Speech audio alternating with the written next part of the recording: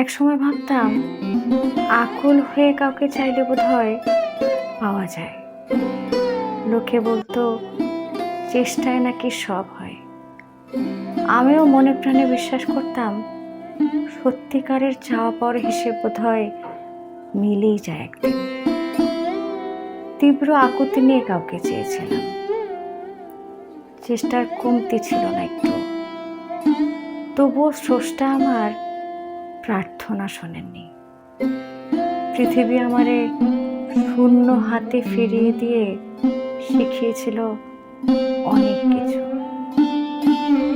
আমরা এমন মানুষের কাছ থেকে কিছু একটা পাওয়ার আশা করি যে মানুষটার আসলে কিছু দেওয়ার ইচ্ছেই নেই। দিন শেষে মানুষটা কষ্ট দেয় না, কষ্ট দেয় একপাক্ষিক অনুভূতিটা। যে মানুষটা কখনোই আসবে না তার জন্য ব্যাকুল হয়ে করা অপেক্ষার কোনো শেষ নেই।